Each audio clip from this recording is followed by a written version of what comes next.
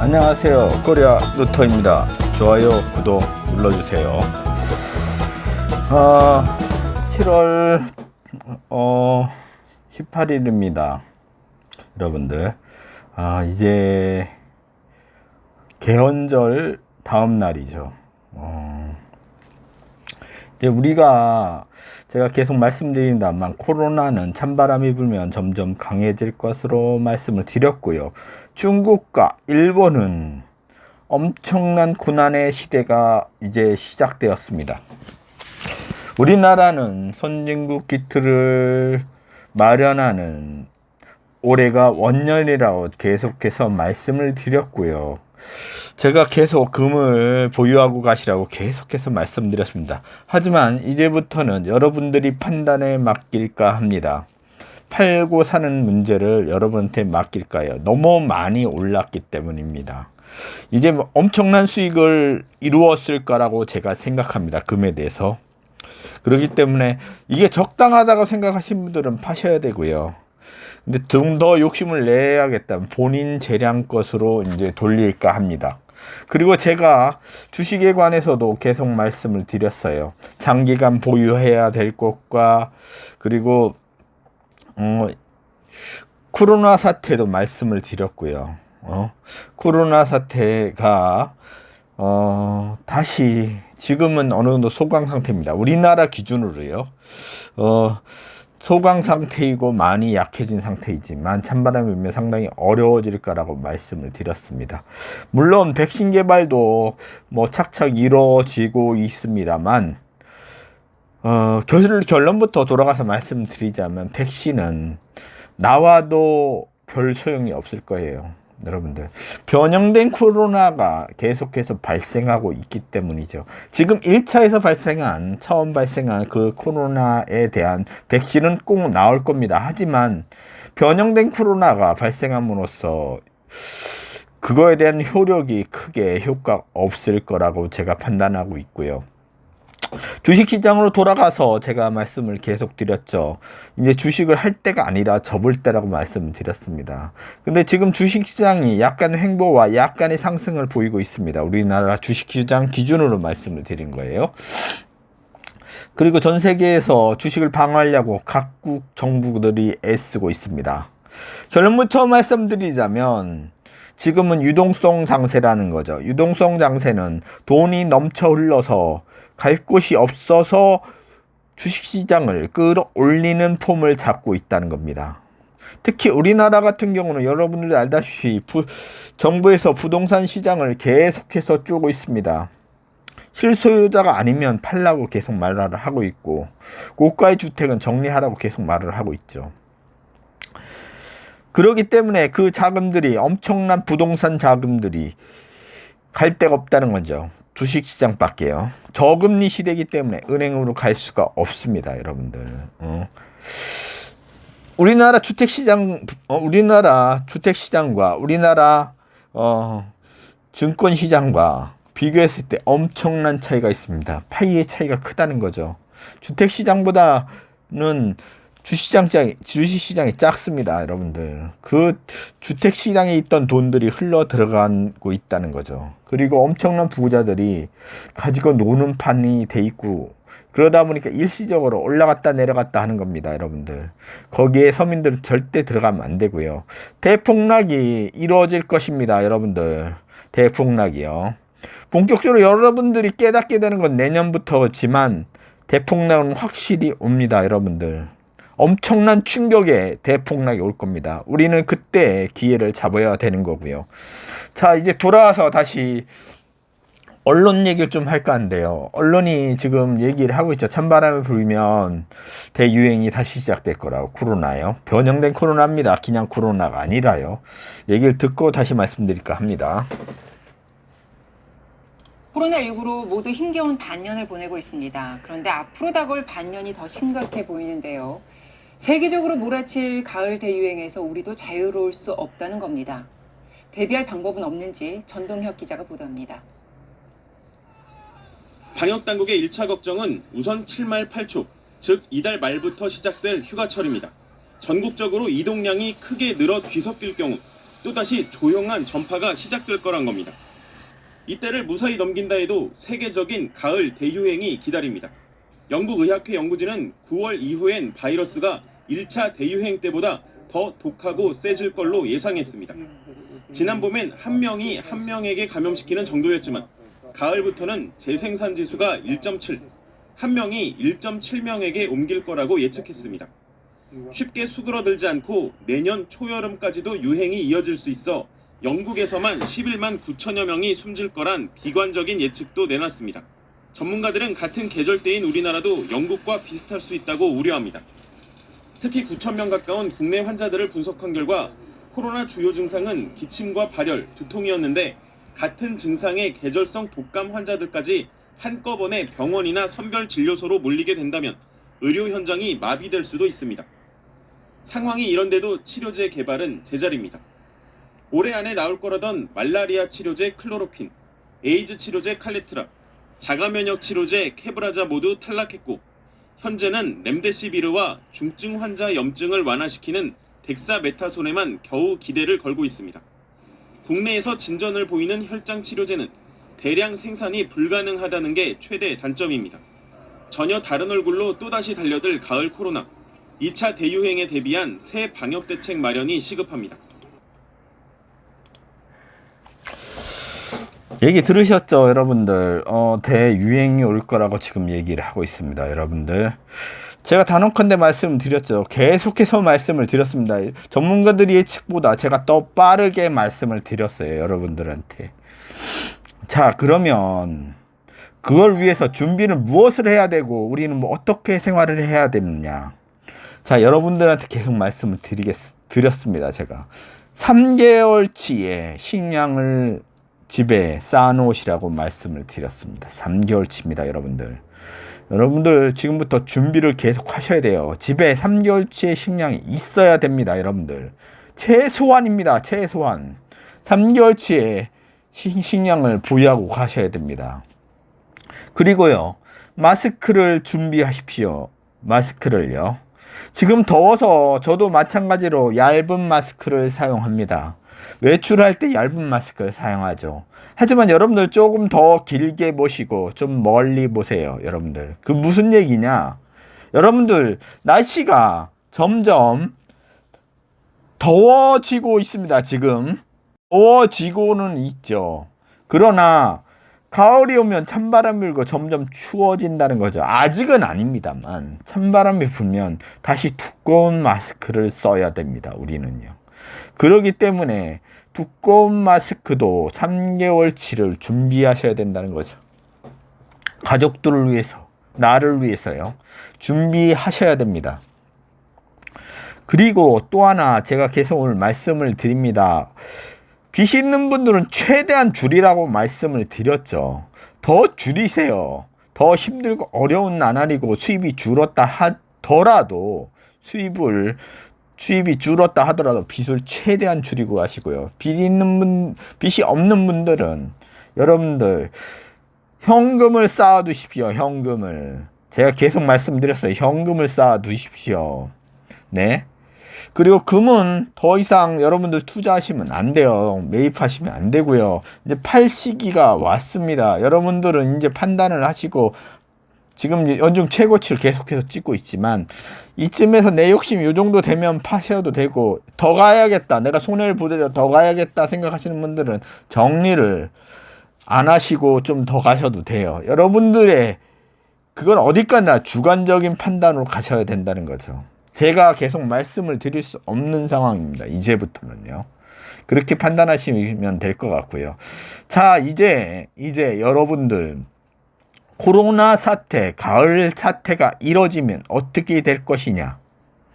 그리고 주택시장과 주식시장은 어떻게 될 것이냐. 일단 주택시장부터 넘어가겠습니다. 주택시장은 계속해서 하락으로 갈 것입니다. 여러분들 일부 지역에서 상승이 이루어지고 있고요. 사실은 그 지역들은 거래가 거의 없습니다. 사실은요. 실질적으로 거래가 이루어지지 않는데도 그렇게 허위로 한다는 거죠. 마지막 낚시라고 계속해서 말씀드렸습니다. 누굴 위한 낚시냐? 20, 30대 애들이 주식시장으로 들어와서 20, 30년을 고생할 수 있는 낚시를 지금 펌프질을 하고 있어요.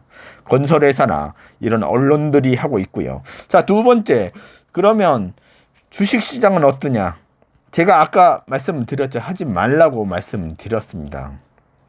주식시장을 하면 안 된다고 계속 말씀드렸어요. 계속해서 누누이 말씀드렸습니다. 여러분들 더 이상 주식시장에 들어가시면 안 되고요. 이제 지금 올라갔다 내려갔다 하는 게 이게 뭐냐? 제가 그랬습니다. 유동성 장세라고. 유동성 장세. 주택시장을 쥐어짜서 힘들게 하니까 실세 보유자를 하게 하니까 그 자금이 일시적으로 큰 돈들이 왔다 갔다 하는 거예요. 여러분들 잘 보세요. 주식시장이 올라갔다 내려갔다 이게 너무 심하게 되는 주식들이 많습니다. 아침에 상한가인데 갑자기 오후에 가면은 마이너스가 있습니다. 이건 말이 안 되는 거죠. 말이 안 되는 말이 되고 있어요, 지금. 네, 거의 끝물에 왔다는 증거입니다. 그러니까 일반 분들은 전혀 참여하시면 안 된다고 계속 말씀드립니다. 이 유동성 장세가 언제 마무리될 거냐? 제가 보기엔 길어야 한 달입니다. 지금부터 길어야 한 달. 하지만 들어오지 말라는 거죠. 하지 말라는 겁니다, 여러분들. 그거를 손해볼 자신이 있고 이거 없어도 먹고 살 수 있다 하는 분들은 유동성에 들어가십시오. 들어가셔도 돼요. 하지만 제가 일반적인 판단일 때는 하지 말라고 말씀드리는 거예요, 여러분들. 예. 다시 말씀드리지만 지금 보이는 그래프 보십시오. 1차에서 여기 나왔고 2차에서 전문가들은 여기를 찍고 있습니다. 거의 배가량입니다. 배가량. 1차 유행 때 비해서 영국 환자가 11만 9천 명을 얘기하고 있어요. 예? 우리나라도 엄청난 타격이 올 거라고 말씀을 드리고 있고요. 언론에서는. 단언컨대 말씀드립니다, 여러분들. 우리나라는 어떻게 될 거냐? 지금과 비슷해집니다. 우리가 처음 코로나 사태를 맞이했을 때하고 비슷하게 갈 거예요. 왜요? 국민들이 똑똑하기 때문이죠. 그냥 똑똑한 것이 아니라 남에게 피해를 주려고 하는 마음이 없기 때문입니다. 우리나라 사람들은 원래 그런 기질을 갖고 있어요. 하지만 그거를 거짓 보도하고 거짓으로 이기적인 마음을 가진 것처럼 보도하는 언론들이 있어서 그렇게 보이는 것 뿐이지만 우리나라는 그런 사람들이 아니라는 거죠. 일반 사람들 그런 사람 거의 없어요. 많지가 않아요. 일부만 있는 거죠. 아예 없다는 게 아니라 일부만 있다는 겁니다, 여러분들. 그러면 미국과 유럽과 일본과 중국은 어떻게 될 것이냐? 제가 계속 말씀드립니다. 중국과 일본은 엄청난 재난이 닥칠 겁니다. 단언컨대 말씀드릴게요. 엄청난 재난이 올 거예요. 이 코로나 사태뿐만 아니라 자연재해가 심할 거랍니다. 확실히 심할 거예요. 그리고요, 미국과 러시아, 그리고 중국, 그리고 유럽 쪽에 엄청난 타격에 심할 거예요. 단언컨대 코로나 제2 사태는요, 변형된 것이고 이 바이러스가 하나만 끝나는 것이 아니라 2개, 3개가 옵니다, 여러분들. 올 안에요. 그거로서 제일 큰 피해를 입는 나라는 중국일 거고요. 그리고 미국과 유럽도 또 엄청난 피해, 러시아도 엄청난 피해를 입을 거라는 거죠. 다만 우리나라는 지금과 같이 전의 사태와 같이 코로나 사태가 계속 이어지기 때문에 그나마 우리나라는 선방할 거라는 거죠. 그게 어느 정치가가 잘해서가 아니라, 하나의 정치가가 잘해서가 아니라, 어느 기업 하나가 잘해서가 아니라 국민의 기질이 그렇다는 거죠. 우리나라 국민들의 기질이 정말로 훌륭하기 때문입니다. 옛날부터 그래왔다는 거예요. 소하고 같이 일을 하게 되면요, 하루 종일 소하고 일을 하고 나서 볏짐을 나르게 되면 다른 나라 사람들은요, 미국과 영국 사람들은 볏짐을요, 실은 소의 수레에 자기 몸을 의탁해서 타고 옵니다. 그러나 우리나라 사람은요, 소도 내 가족이라는 생각으로 자기가 지게를 지고 자기가 한 잼의 집단을 등에 메고 같이 가는 사람입니다. 수레는 수레대로 가고요. 고통을 나눠줄 줄 아는, 짊어질 줄 아는 국민이라는 겁니다. 그러기 때문에 우리나라는 초강대국으로 갈 수 있다는 거예요. 네.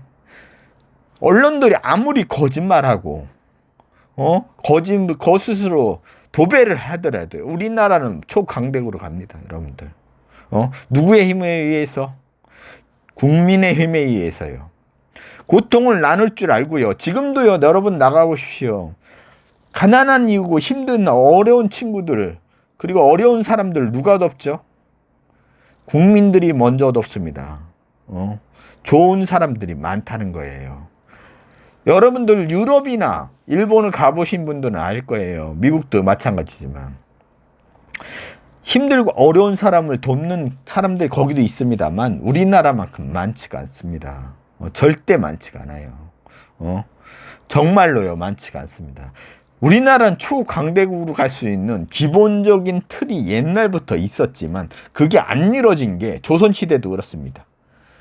왜 안 이루어졌느냐? 왜 초강대국으로 안 갔느냐? 권력자들이요, 정치인들이나 그런 사람들이, 권력을 가진 사람들이 그걸 계속 이용해 왔고요. 기업하는 사람들이 전부는 아니지만 자기 뱃속을 채우려고 남의 걸 강탈해 온 사람들이 있었고, 언론들이 거기에 찬성을 했고 신화 창조를 해왔기 때문입니다. 국민들이 대단한 국민들인데 국민들이 공정한 기회를 주지 않았기 때문에 지금까지 어려운 삶을 살아왔지만 점점 기회의 땅으로 변할 것입니다. 우리나라는 공평한 기회가 딱 주어지면 엄청난 속도로 발전할 것입니다. 그 어떤 나라보다 초강대국으로 갈 수 있어요. 제2의 삼성 여러분 대단하게 생각할지 모르지만 그렇지 않습니다, 여러분들. 우리나라는 엄청난 분들이 많아요. 국민들이 그런 기질을 갖고 있고요. 창조력도 엄청납니다. 하지만 그것을 뺏어 먹는데 그게 합당하다고 판결하는 재판관들이 있었고요. 거기에 빌붙어서 기업에게 빌붙어서 사는 정치 기생충 같은 쓰레기들이 있었다는 거죠. 하지만 그들이 올해부터 기틀을 쌓는, 우리나라의 초강대국의 기틀을 쌓는 다 첫 단추가 되면서 하나씩 없어질 것입니다. 점점 좋아질 거고요. 우리에게 좋은 기회가 올 거고 우리는 초강대국에 갈 수 있다는 것입니다. 그렇기 때문에 그 기회에 우리가 좀 더 잘 살고 좀 더 배부르기 위해서는, 그리고 같이 나라와 같이 배부른 사람이 되기 위해서는요, 지금 정당한 기회와 정당한 힘으로요, 여러분들이 빚을 최대한 줄이시고 돈을 모으셔서 기회를 잡아야 됩니다, 여러분들. 그 기회가 곧 오고 있어요, 여러분들. 2, 3년의 고통 안에 참고 견디는 그 시간 안에 다 있다는 거죠. 저하고 같이 가시기 바랍니다, 여러분들. 이제 서민의 삶에서 중산층의 삶을 살고요. 중산층 삶에서 이제 부자의 삶을 사십시오. 그리고 더불어가는 삶을 사시기 바랍니다. 이게 오고 있습니다, 여러분들. 참고 견디고 인내하시기 바랍니다. 다시 말씀드리지만 찬바람이 불면 어려움이 닥칠고 제2의 코로나 사태가, 바이러스가 두세 개가 올 거라는 거, 그걸 참고 견디시기 바랍니다. 모두 힘을 내시고요. 모두 부자 되는 그날까지, 제 방송을 듣고 모두가 부자 되는 그날까지 제 방송은 계속 이어질 것입니다. 모두 화이팅 하시고요. 지금까지 코리아 누트였습니다. 안녕히 계십시오. 부자 되세요.